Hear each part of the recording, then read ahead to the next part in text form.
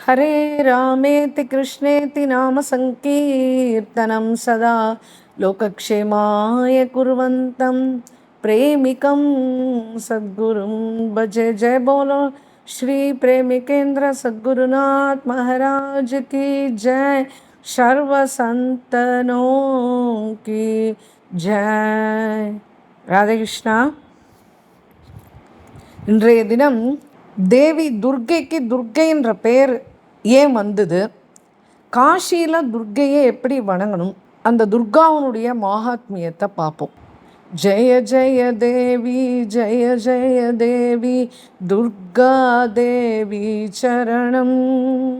ஜெய ஜெய தேவி ஜெய ஜெய தேவி துர்கா தேவி சரணம்.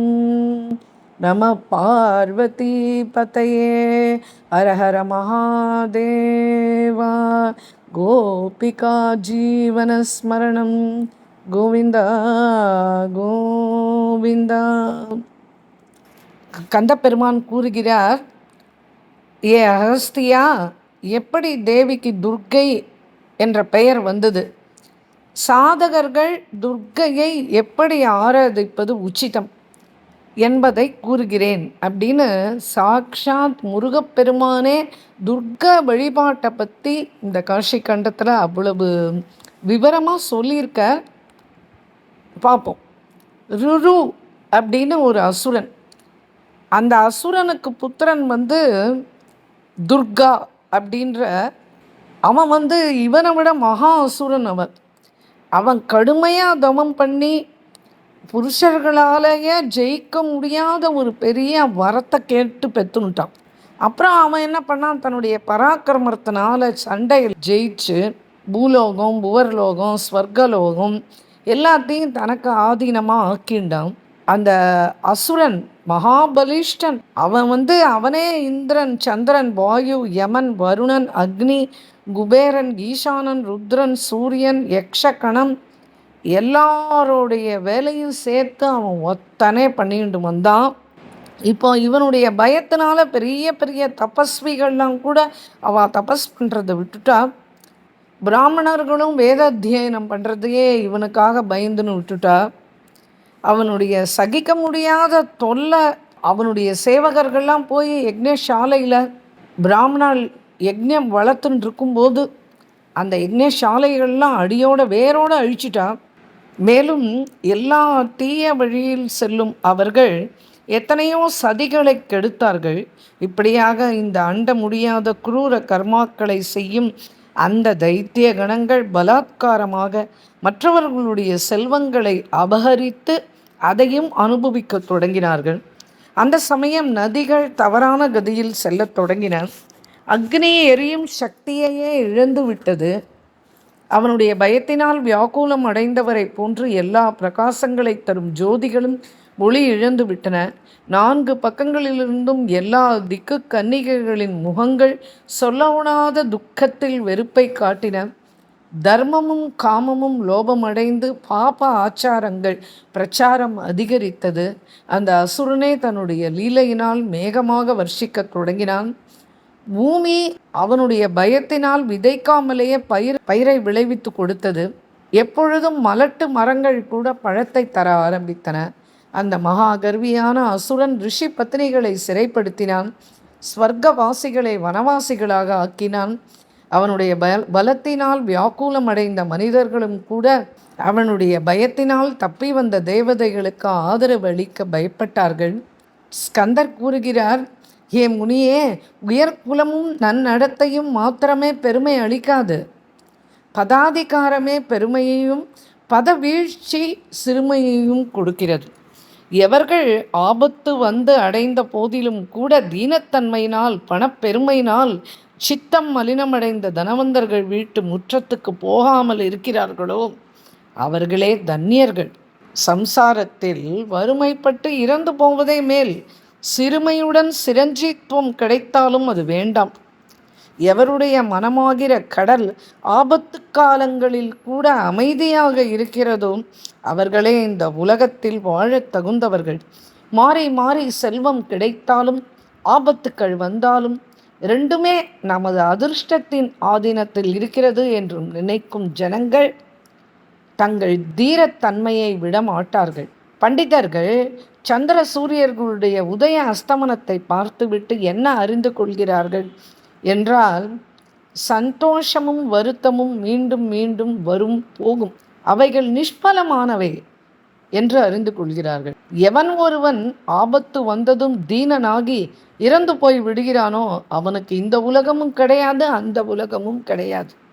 அதனால் எப்பொழுதுமே நாம் தீனம் அடையக்கூடாது என்று சொல்கிறது. எவனொருவன் ஆபத்து காலத்தில் தைரியமாக இருக்கிறானோ அவனுடைய தைரிய தன்மையே இந்த லோகத்திலும் பரலோகத்திலும் ஆபத்துக்கள் வராமல் தடுக்கிறது. இங்கு தேவதைகள் ராஜ்யம், செல்வம் இவைகளை இழந்து பகவான் மகேஸ்வரரை சரணம் அடைந்தார்களானால் சர்வஜானனான சிவபெருமானும் அசுரர்களை கொல்வதற்கு தேவிக்கு இப்பொழுது உத்தரவு கொடுத்தார்.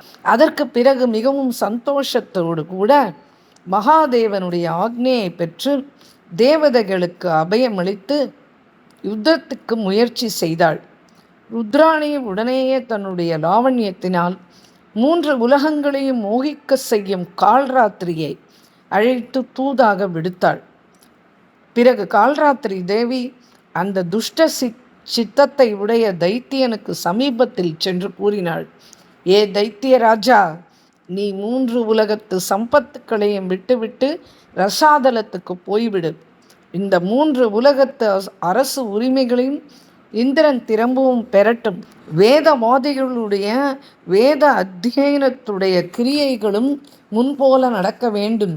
இந்த விஷயத்தில் உன்னுடைய அகங்காரத்தை நீ விடமாட்டாயானால் நான் இப்பொழுதே யுத்தத்துக்கு அறை கூறுகிறேன்.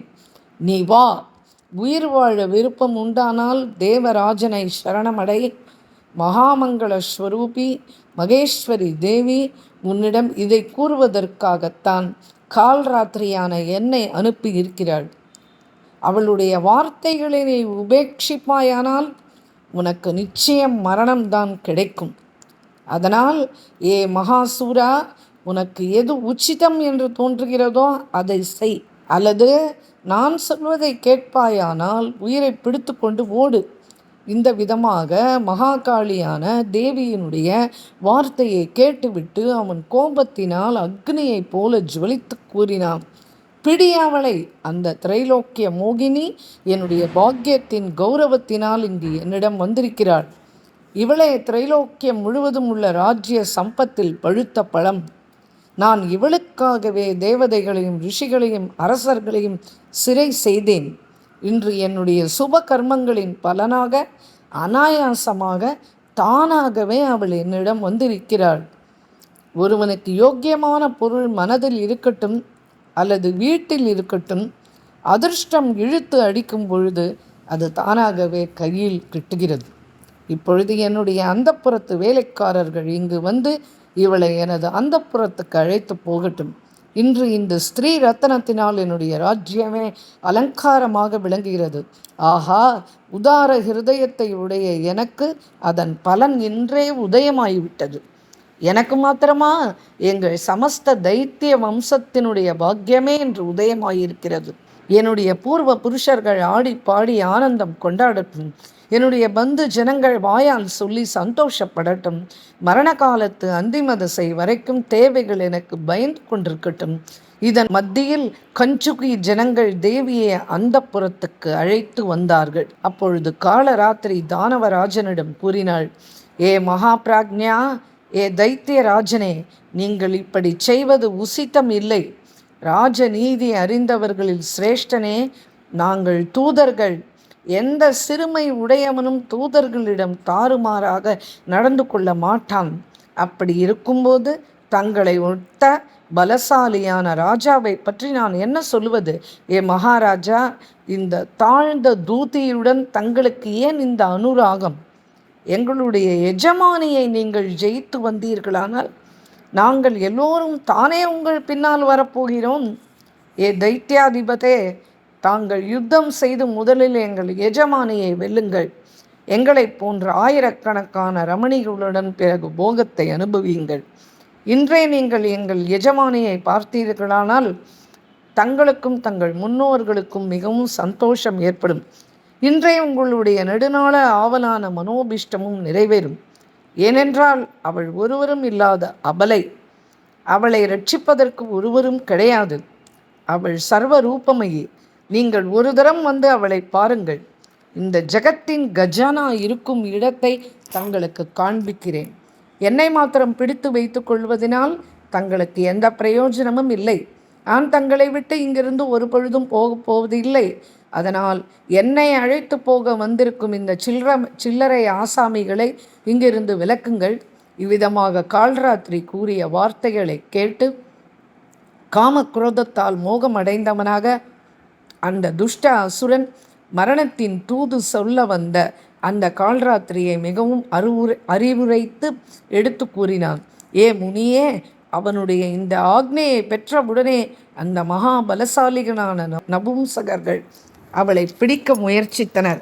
அப்பொழுது காலராத்திரியின் மூங்காரத்தினின்று கிளம்பின அக்னி ஜுவாலை அவர்கள் எல்லோரையும் பஸ்மமாக்கிவிட்டது.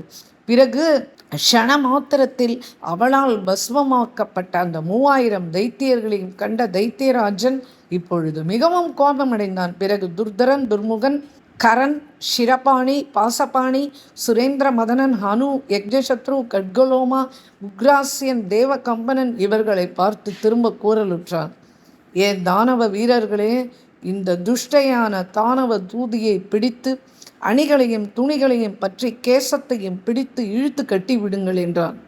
பிறகு தைத்தியாதிபதியின் ஆக்னையினால் அந்த பர்வதாகாரமாக வளர்ந்திருந்த பலசாலிகளான துர்தரன் முதலிய தானவ கணங்கள் பாஷம், வாழ் முதலிய அஸ்திர சஸ்திரங்களை கையில் எடுத்துக்கொண்டு அவளை பிடிப்பதற்கு முயற்சித்தார்கள்.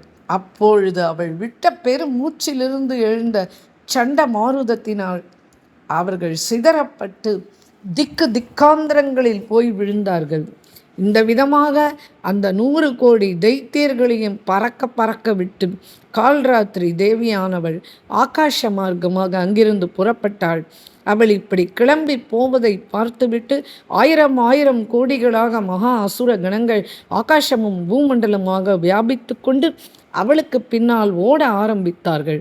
அதன் பிறகு தைத்திய நாயகன் துர்காசுரன், 100கணக்கான ரதங்கள், அளவற்ற யானை படைகள், கோடிக்கணக்கான அஸ்வ சேனைகள், கணக்கில் அடங்காத காலாட்படைகள், பூமியை மிதிப்பதனாலேயே தவிடு பொடியாக்கும் வல்லமையுள்ள ஆயுததாரிகள், மகாபயங்கரமானவர்கள், 3 உலகங்களையும் பயமடைய செய்பவர்கள், இவர்களை தன்னுடன் கூட்டிக் கொண்டு அங்கிருந்து அதிகோபத்துடன் சென்றான். இதற்கு பிறகு கால்ராத்திரி தேவி திரும்பிச் சென்று விந்தியாச்சல வாசினியான மகாதேவியிடம் துர்காசுரனுடைய எல்லா அபராதங்களையும் எடுத்து கூறினாள்.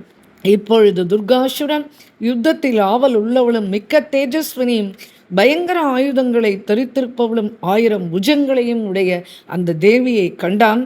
அவளுடைய சுந்தரமான முகம் கிளம்பும் சந்திரனுடைய 1000 கிரணங்களினால் துடைத்து விட்டது போல இருந்தது. லாவண்ய சமுத்திரத்திலிருந்து கிளம்பும் சஞ்சல சந்திரிகையைப் போல ஜொலித்து கொண்டிருந்தாள். அவளுடைய சரீரம் முழுவதும் மாணிக்க சமூகங்களின் காந்தி போல பிரகாசித்தன.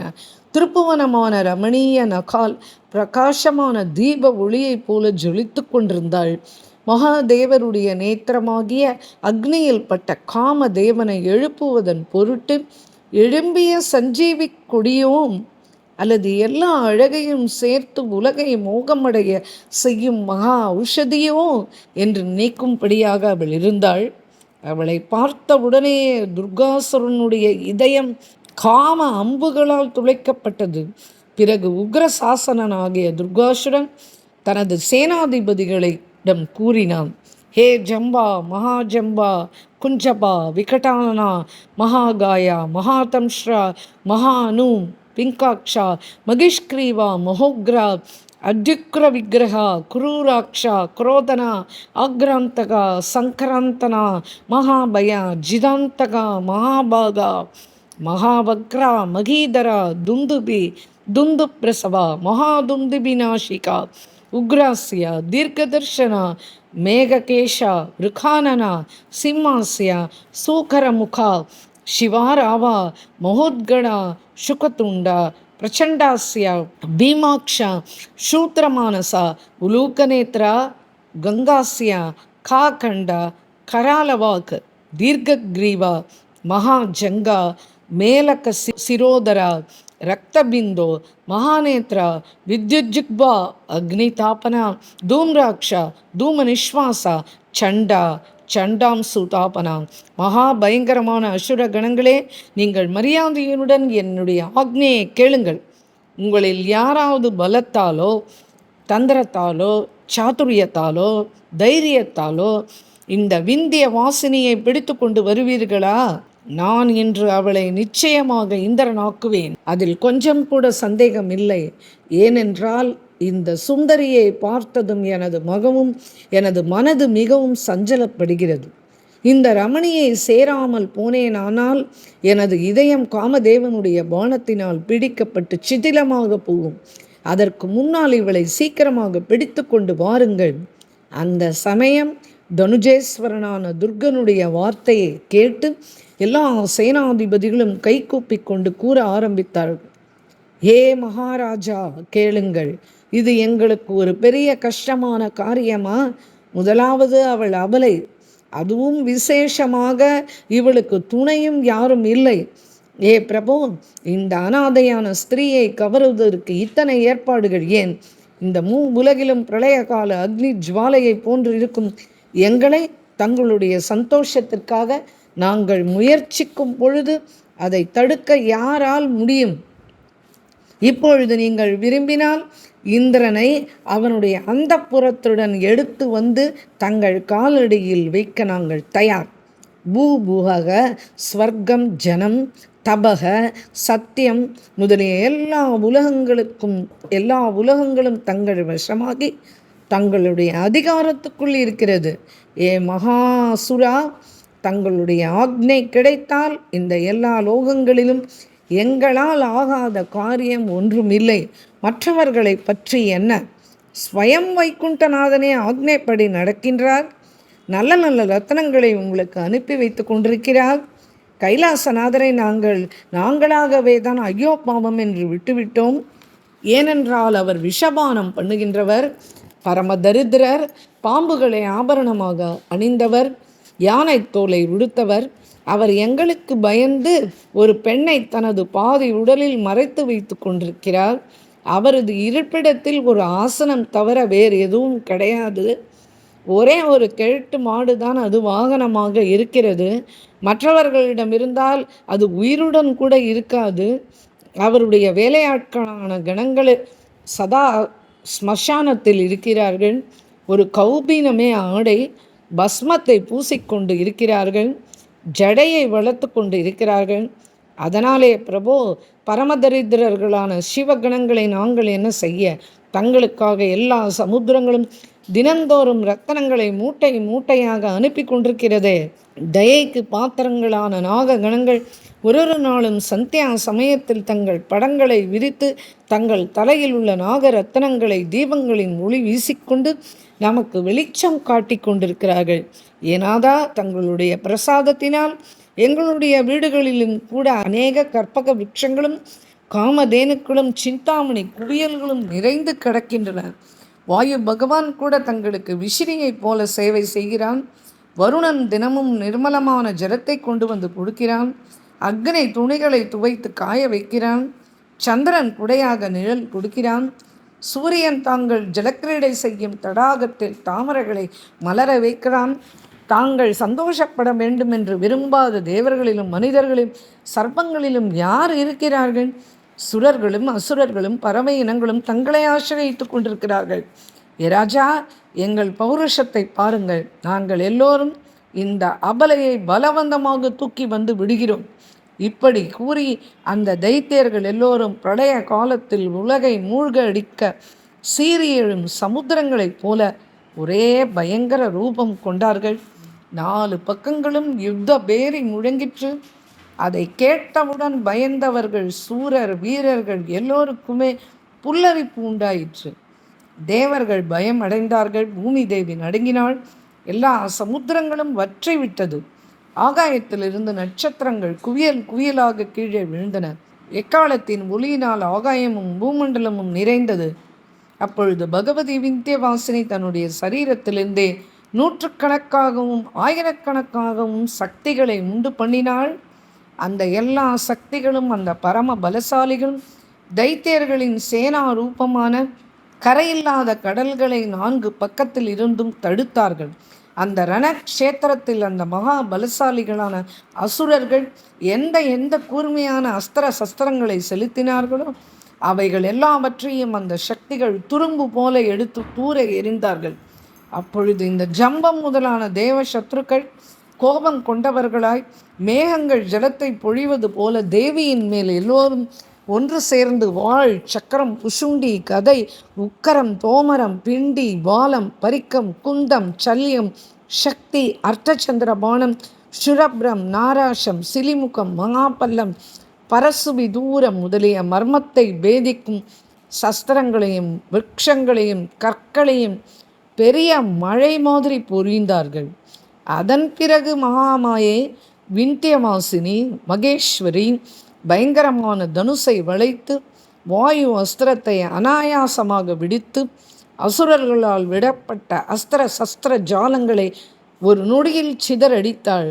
அப்பொழுது அந்த மகாசூரனாகிய துர்கன் தன்னுடைய சைன்யங்கள் நிராயுத பாணிகளாக நிற்க கண்டு தேவியின் பேரில் எரிந்து கொண்டிருக்கும் ஒரு சக்தியை விடுத்தான்.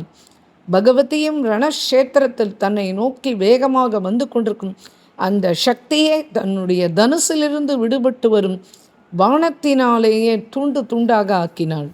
அப்பொழுது அந்த மகாசுரன் தன்னுடைய சக்தி பங்கப்பட்டதை அறிந்து தைத்தியர்களுக்கு மிகவும் சந்தோஷத்தை கொடுக்கக்கூடிய சக்கரத்தை விட்டான்.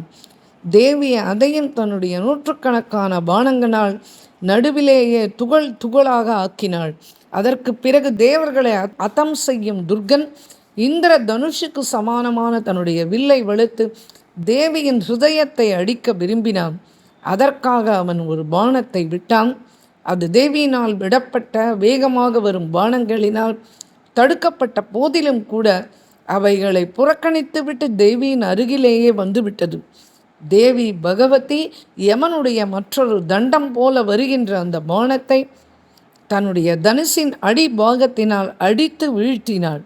பிறகு அந்த அடங்காத தானவராஜன் தன்னுடைய பானங்கள் வியர்த்தமாவதைக் கண்டு மிகவும் கோபமடைந்து பிரளயாக்னிக்கு சமமான தேஜஸை உடைய தன்னுடைய திரிசூலத்தை எடுத்து தேவியை குறிவைத்து மிகவும் வேகமாக செலுத்தினார். அப்பொழுது சண்டிகா தேவி தன்னுடைய திரிசூலத்தை செலுத்தி துர்கனுடைய திரிசூலத்தை பாதி வழியிலேயே தைத்தியனுடைய ஜெய கொடியை வீழ்த்துவது போல வீழ்த்தினாள். எப்பொழுது அந்த மகா திரிசூலம் தேவியின் திரிசூலத்தினால் வியர்த்தமாயிற்றோ அப்பொழுதே அந்த மகாபலி தைத்தியேந்திரன் கதையை எடுத்துக்கொண்டு திடீரென்று அவள் மேல் பாய்ந்தான். பின்பு தேவியின் புஜத்தின் அடிபாகத்தில் அடித்தே விட்டான். பர்வதராஜனின் சிகரம் போன்ற அந்த கதை தேவியின் பாகுவின் அடித்தளத்தில் பட்டவுடன் 100,000 துண்டுகளாக பொடிந்து விழுந்தது. பிறகு பகவதி அந்த தைத்தியேந்திரனை இடது காலின் அடிப்பாகத்தினால் அடித்து பூமியில் வீழ்த்தினாள். பிறகு அவனுடைய நெஞ்சின் மேல் ஏறி நின்று வேகமாக அமுக்கினாள். ஆனால் அந்த தைத்திரேந்திரியனான துர்கன் விழுந்த மாத்திரத்திலேயே எழுந்து விட்டான். காற்றுப்பட்ட தீபம் போல் மறைந்தும் விட்டான். அப்பொழுது ஜெகத் ஜனனி அவளது எல்லா சக்திகளையும் அந்த தைத்திய சேனையின் மேல் ஏவி விட்டாள். அவர்கள் பிரளய காலத்து மிருத்யுராஜனின் சேனையைப் போல் சஞ்சரிக்கத் தொடங்கினார்கள். அகஸ்தியர் கேட்டார், ஏ பார்வதி, ஹிருதயானந்தா, சர்வஜ்ஞ நந்தனா, முருகா, ஸ்கந்தா, இத்தனை சக்திகளை பற்றி கூற வந்தீர்களே, அவர்களுடைய பெயர்களும் என்ன என்ன என்று கூறுங்கள்.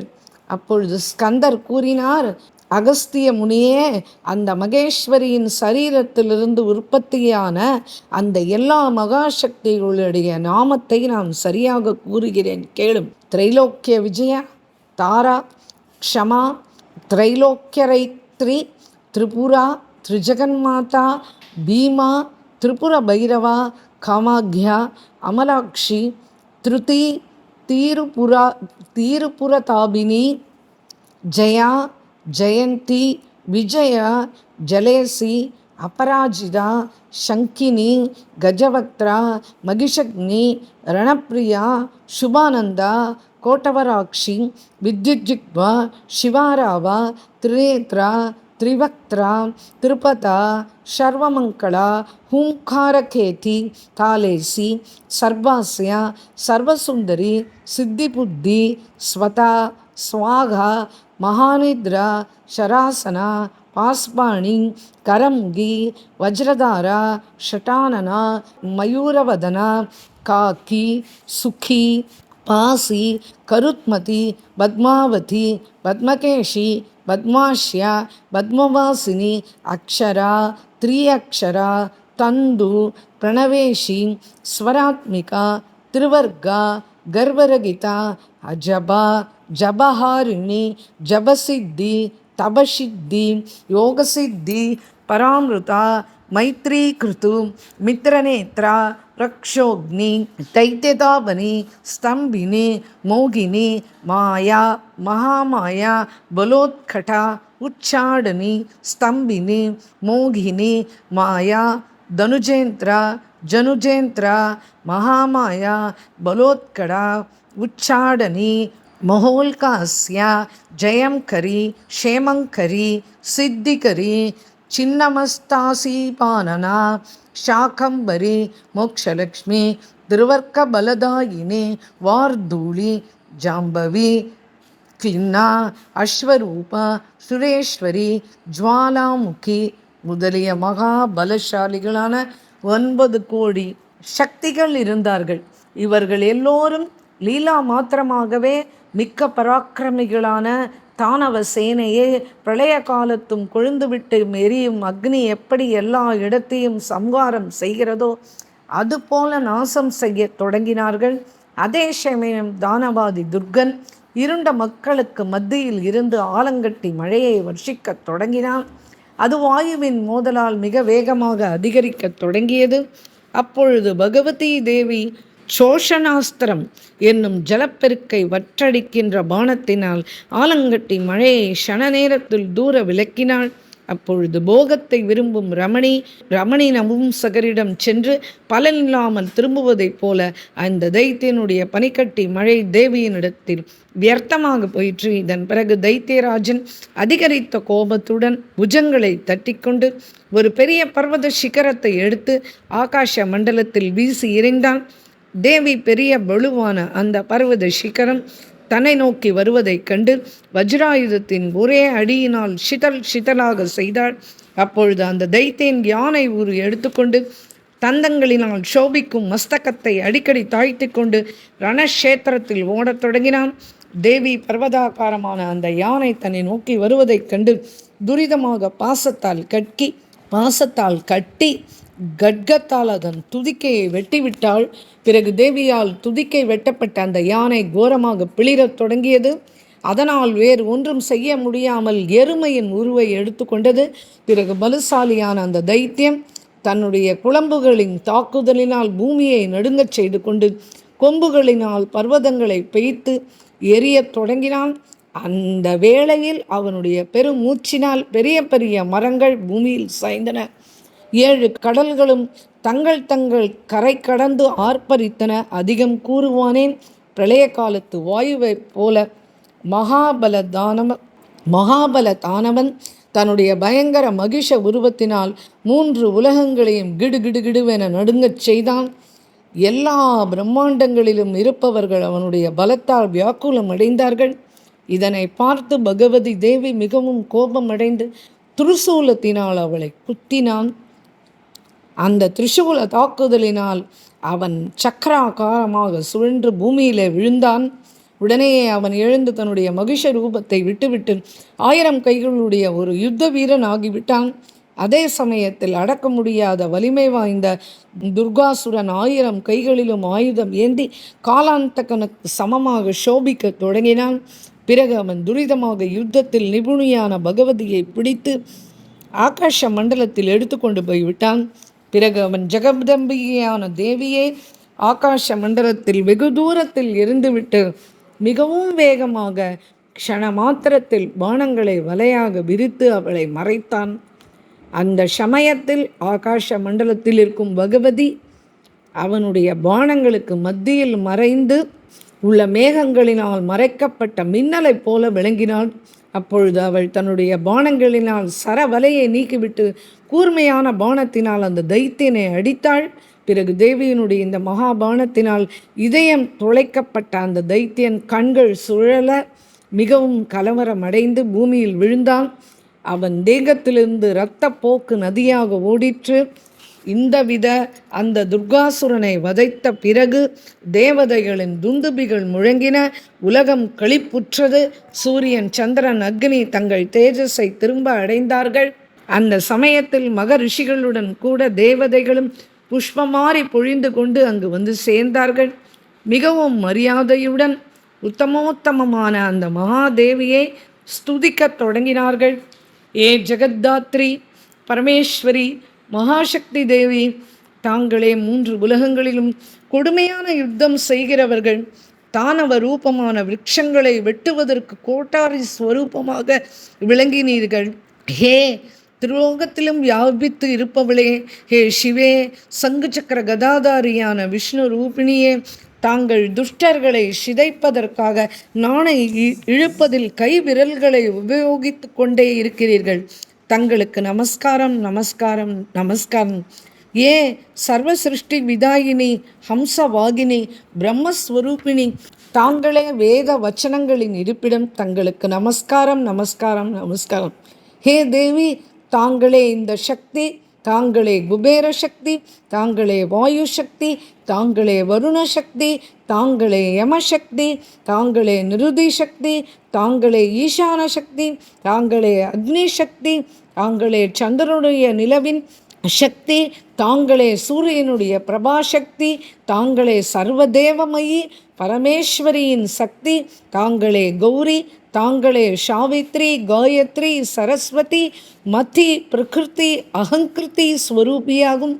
ஏ அம்பிகே, தாங்களே சேத்தனா ஸ்வரூபி, சர்வேந்திரிய மூர்த்தி, தாங்களே பஞ்சதன்மாத்திர ஸ்வரூபி, தாங்களே மகாபூதாத்மிகை. ஏ தேவி, இந்திரியங்களுக்கு அதிஷ்டாத்ரி தேவியும் நீங்களே, பிரம்மாண்டத்தில் செயல்படுத்துபவளும் நீங்களே, பிரம்மாண்ட ரூபிணியும் நீங்களே. ஹே தேவி, நீயே பரா ஈஸ்வரி, நீயே பரா அபரா, இரண்டின் உருவமும் நீயே. தாங்களே பரமாத்ம ஸ்வரூபி.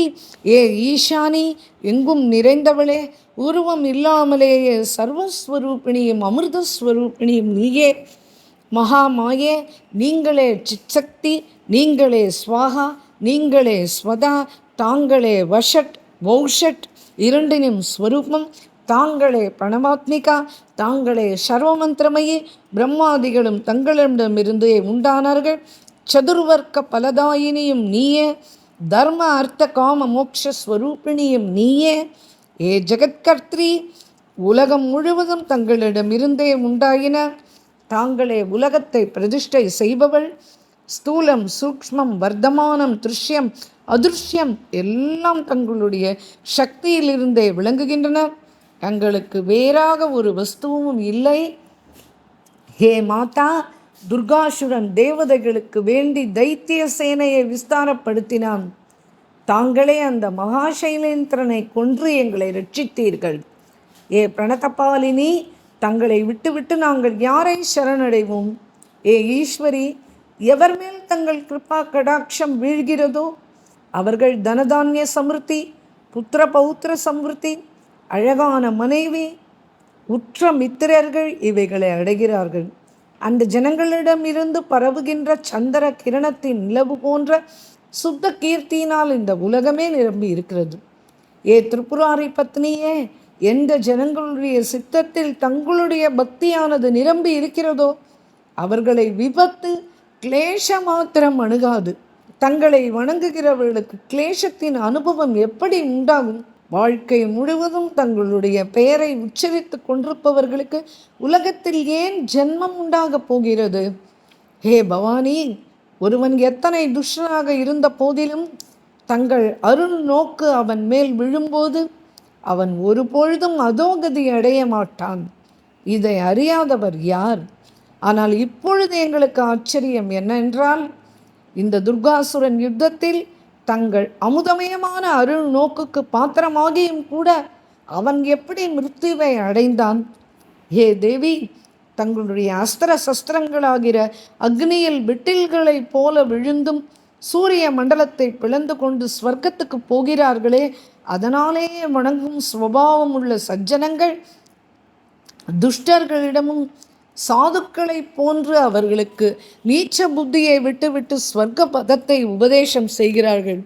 ஏ மிருட்டானி, நாங்கள் எல்லோரும் உங்களையே வணங்குகிறோம்.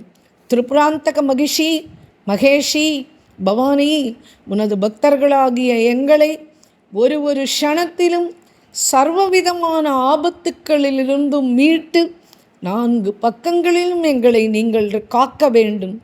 ஏ பிரம்மாணி, தாங்கள் எனது மேற்புறத்தை ரட்சிக்க வேண்டும். ஏ வைஷ்ணவி, தாங்கள் எனது கீழ்ப்புறத்தை ரட்சிக்க வேண்டும். தாங்கள் மிருத்யுஞ்சய உருவத்தில் ஈசான கோணத்தையும், திருநயன ரூபத்தில் அக்னி கோணத்தையும், திரிபுராஸ்வரூபமாக நிருதி கோணத்தையும், திரிசக்தி ரூபத்துடன் வாயு கோணத்தையும் எப்பொழுதும் ரட்சிக்க வேண்டும் அம்மா. கிரிஜா நாசியையும், ஜெயா மேல் உதடையும், விஜயா கீழ் உதடையும் ரட்சிக்கட்டும். ஸ்ருதிஸ்வனா 2 காதுகளையும், ஸ்ரீதேவி பல் வரிசைகளையும், சண்டிகா 2 கன்னங்களையும், வாணி நாக்கையும், ஜெயமங்களா முகவாயையும், காத்தியாயனி சமஸ்த முகமண்டலத்தையும் ரட்சிக்க வேண்டும்.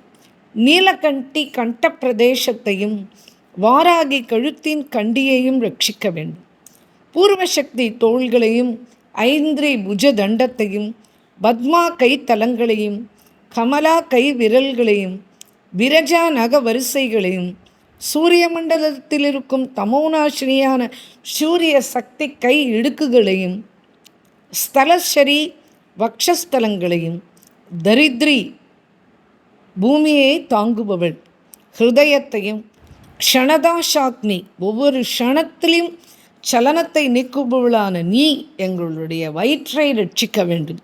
ஜெகதீஸ்வரி எங்கள் உதரமடிப்பையும், போகவதி எங்கள் நாபியையும், அஜாதேவி எங்கள் பிருஷ்ட தேசத்தையும், விகடாதேவி எங்கள் கடிப்பிரதேசத்தையும், பரமா நிதம்ப ஸ்தலத்தையும், குஹரிணி குஹ்ய பிரதேசத்தையும், அபாயஹந்திரி வாயுஸ்தானத்தையும், விகுலா 2 தொடைகளையும், லலிதா இந்த 2 முட்டிகளையும், ஜெயாதேவி 2 அடித்தொடைகளையும், கடோதரா 2 குதில் கால்களையும், சாந்திரி கை நகங்களையும், தலவாகினி தேவி எங்களுடைய உள்ளங்கால்களையும், க்ஷேமங்கரி நாங்கள் இருக்கும் இடத்தையும், பிரியங்கரி புத்திரர்களையும், சனாகரி ஆயுளையும், மகாதேவி கீர்த்தியையும் ரட்சிக்கட்டும். தனுர்தரி தர்மத்தையும், குலதேவி குலத்தையும் ரட்சிக்கட்டும். சர்வாணி தேவி யுத்தத்தில் ரட்சிக்கட்டும். சத்கதி பிரதா சத்கதியை ரட்சிக்கட்டும். ராஜகுலம்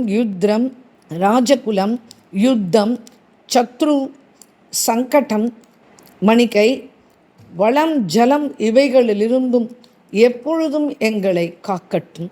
இந்த விதமாக மகரிஷிகள், கந்தர்வர்கள், சாரணர்கள் சகிதம் இந்திராதி தேவர்கள் இவ்விதமாக ஸ்துதி செய்து அடிக்கடி விழுந்து அம்பிகையின் காலில் வணங்கினார்கள். பிறகு ஜெகத்தாத்ரி பரம சந்தோஷமடைந்து அந்த சுரோத்தமர்களை பார்த்து கூறினாள், ஹே தேவதேவர்களே, நீங்கள் முன்பு போல தங்கள் ஸ்தானங்களில் இருந்து கொண்டு அதிகாரம் செய்து வாருங்கள். உங்களுடைய இந்த யதார்த்தமான ஸ்துதியை கேட்டு நான் மிகவும் மகிழ்ந்தேன். அதனால் வேண்டிய வரங்களை உங்களுக்கு கொடுக்கிறேன். எந்த மனிதன் இந்த அபூர்வமான ஸ்தோத்திரத்தை பக்தி பூர்வமாக படிக்கின்றானோ அவனை நான் அணுவாக கவனித்து அவனுடைய சகலவித ஆபத்தில் இருந்தும் அவனை ரட்சிப்பேன். இந்த வஜ்ர பஞ்சரம் என்னும் இந்த ஸ்லோகத்தை கவச்சமாக எவன் ஒருவன் தரிக்கிறானோ அவனுக்கு ஒரு பொழுதும் பயம் ஏற்படாது. ரணக்ஷேத்திரத்தில் யாராலும் அண்ட முடியாத துர்காசுரனை நாம் வதம் செய்ததால் இன்றிலிருந்து எனக்கு துர்க்கை என்னும் பெயர் பிரசித்தமாக விளங்கட்டும். எவர்கள் என்னை துர்க்கையாக பாவித்து என்னையே சரணாகதி அடைகிறார்களோ அவர்கள் ஒரு பொழுதும் துர்கதியை அடைய மாட்டார்கள். இந்த வஜ்ர பஞ்சரம் என்னும் இந்த பவித்திரமான ஸ்துதி எவன் கவச்சம் போல தரித்து கொள்கிறானோ அவனுக்கு எவனிடம் கூட பயம் ஏற்படாது. பூதம், பிரேதம், டாகினி, பிசாசு, ராட்சசர்கள், குரூரர்கள், விஷ சர்ப்பங்கள், அக்னி, திருடன், வேதாளம், கங்காளம், கிரகங்கள், நவக்கிரகங்கள், பாலக்கிரகங்கள், வாத பித்தங்களினால் ஏற்படும் விஷ ஜுரங்கள் அவையாவும் இந்த ஸ்துதியை கேட்ட மாத்திரத்தில் ஓடிவிடும். இந்த உத்தம ஸ்தோத்திரத்தை சொன்னால் ஓடிவிடும். இந்த வஜ்ர பஞ்சகம் என்னும் ஸ்தோத்திரம் துர்க்கையின் மகிமையை பிரகாசிக்க செய்கிறது. இந்த ஸ்தோஸ்திர கவச்சத்தினால் ரட்சிக்கப்பட்ட ஒருவருக்கு வஜ்ராயுதத்துக்கு கூட பயப்பட வேண்டாம். ஒருவர் இந்த மந்திரத்தை அபிமந்திரித்து அந்த ஜலத்தை குடித்தால் உதிர பீடை நீங்கும். மேலும் இந்த சோஸ்திரத்தை மந்திரித்து ஜலத்தை குடித்தால் கர்ப்ப பீடை நீங்கும். குழந்தைகளுக்கு பரம சாந்தியை கொடுக்கும். உலகத்தில் எங்கெங்கு எல்லாம் இந்த சோஸ்திரம் சொல்லப்படுகின்றதோ அங்கங்கு எல்லாம் இந்த சக்திகளும் என் கூட இருந்து கொண்டு என்னுடைய ஆக்ஞையினாலேயே என் பக்தர்களை பரிபூர்ணமாக ரட்சிக்கிறார்கள். இந்த விதமாக தேவதைகளுக்கு வரம் அளித்துவிட்டு பகவதி தேவி மறைந்தாள். அந்த தேவதைகளும் மிகவும் சந்தோஷத்தோடு கூட தங்கள் இடத்துக்கு திரும்பினார்கள். முருகப்பெருமான் கூறினார், ஏ மகரிஷே, இந்த பிரகாரம் இந்த மகாதேவிக்கு துர்க்கை என்ற பெயர் வந்தது. அவளை காஷியில் எப்படி ஆராதிக்க வேண்டும் என்பதையும் உன்னிடம் கூறுகிறேன். அஷ்டமி, சதுர்தசி, விசேஷமாக மங்களவாரம் இந்த தினங்களில் காசியில் துர்கதியை நீக்க வேண்டும் என்று துர்காதேவியை நிரந்தரமாக பூஜிக்க வேண்டும். மிகவும் கருத்துடன் நவராத்திரி முழுவதும் பிரதிதினமும் பூஜை செய்வதனால் விக்ன ராசிகளை துளைக்கிறாள், நல்ல புத்தியை கொடுக்கிறாள். நானாவிதமான உபச்சார பூஜைகளும் மகா பலிதானமும் கொடுப்பதினால் காஷியில் துர்காதேவி சந்தேகமில்லாமல் அபீஷ்ட சித்திகளை வாரி கொடுக்கிறாள். சுகத்தை விரும்பும் ஜனங்கள் குடும்பத்துடன் ஸ்ரத்தையாக பிரதி வருஷமும் சரத் நவராத்திரியிலும் வசந்த நவராத்திரியும் துர்க யாத்திரை பண்ணி முடிக்க வேண்டும். பிரதி வருஷமும் யாத்திரை செய்யாத மதியீனர்களுக்கு காஷியில் ஒரு க்ஷணமும் ஆயிரக்கணக்கான விக்னங்கள் ஏற்படும். நவராத்திரி முழுவதும் எல்லா விதமான ஆபத்துக்களை போக்கடிக்கும் பகவதி துர்கா தேவியை துர்கா குண்டத்தில் ஸ்நானம் செய்து விதி பிரகாரம் பூஜித்தால் ஒருவன் 9 ஜென்மங்களின் சஞ்சித பாபங்களிலிருந்து விடுதலை அடைகிறான். பகவதி துர்காதேவி கால்ராத்திரி முதலிய சக்திகளோடு கூட காஷி புரியை 4 பக்கங்களிலிருந்தும் ரட்சித்து வந்து கொண்டிருக்கிறாள். அதனால் அவர்கள் எல்லோரையுமே ஸ்ரத்தையுடன் பூஜிக்க வேண்டும்.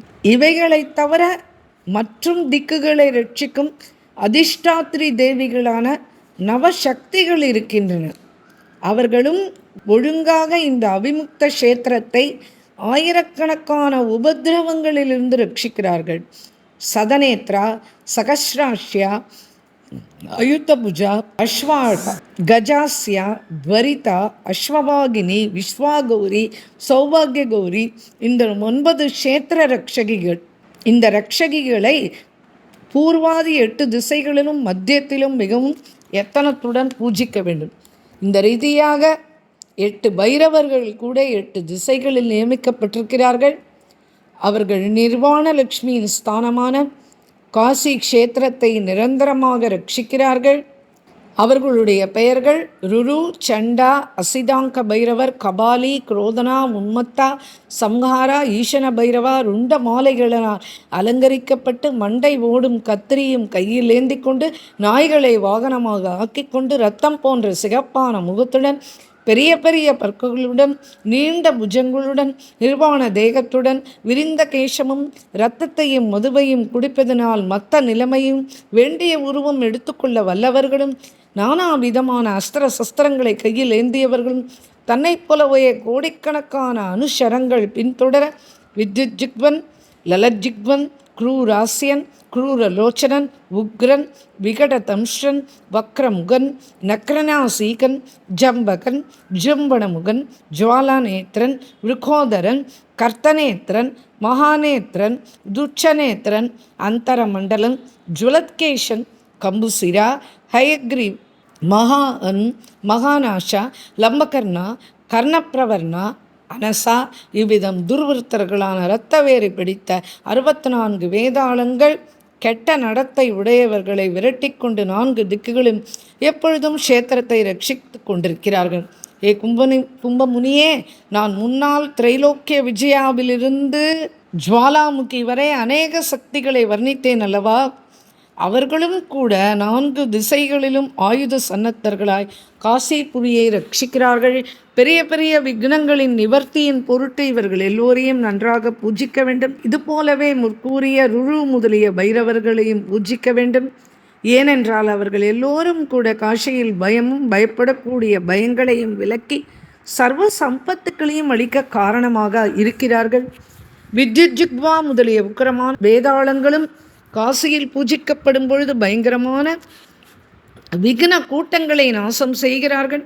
இங்கு மேலும் நானாவிதமான பயங்கர உருவம் உடையவர்களும் அஸ்திர சஸ்திரங்களினால் சன்னத்தமான 1 கோடி பூதகணங்களும் இந்த புரியை ரட்சிக்கிறார்கள். இவர்கள் எல்லோரும் கூட ஒரு நிமிஷமும் நிர்வாண லட்சுமி கஷேத்திரத்தை பரிபாலிக்கிறார்கள். அதனால் காசியில் மோட்சத்தை விரும்பும் ஜனங்கள் இந்த எல்லா தெய்வங்களையும் அவசியம் பூஜிக்க வேண்டும். துர்கா விஜயம் என்னும் பெயருள்ள அநேகம் சக்திகளின் திறமையுள்ள இந்த கதையை கேட்பதினால் சீக்கிரம் ஆபத்திலிருந்து விடுபடுவார்கள். இதில் அநேக பைரவர்களை பற்றியும் கூறப்பட்டிருக்கிறது. வேதாளங்களை பற்றியும் வர்ணிக்கப்பட்டுள்ளது. இவர்களுடைய பெயர்களை கேட்ட மாத்திரத்திலேயே இடையூறுகள் ஒருவரையும் தொந்தரவு செய்யாது. மேற்கூறிய பூதகணங்கள் நம்முடைய கண்களுக்கு புலப்படாவிட்டாலும் இந்த கதையை படிப்பவர்களையும் அவர்கள் சர்வ ஜாக்கிரதையாக ரட்சிக்கிறார்கள். அதனால் காசிபுரியில் எவர்களுக்கு திடமான பக்தி உள்ளதோ அவர்கள் மகாவிக்ன நிவாரணமான இந்த விக்ன நிவாரண சரித்திரத்தை அவசியம் கேட்க வேண்டும்.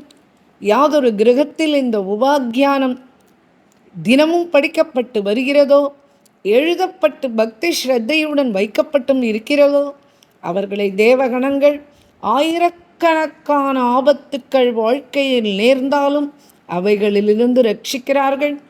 காசிபுரியின் உறுதியான பிரேமை உடையவர்கள் மிக்க மரியாதையுடன் வஜ்ர பஞ்சகம் என்னும் இந்த உபாக்கியானத்தை கேட்க வேண்டும். இவ்விதம் ஸ்கந்த புராணத்தில் 4வதான காஷி காண்டத்தில் உத்தரார்த்த பாஷா டீகா அத்தியாயம் 3. जय बोलो श्री प्रेमिकेंद्र सद्गुरुनाथ महाराज की जय, सर्व संतनों की जय। नमः पार्वती पतये हर हर महादेवा। गोपिका जीवन स्मरणं गोविंदा गोविंदा। जय बोलो श्री दुर्गा माता की जय। राधे कृष्णा।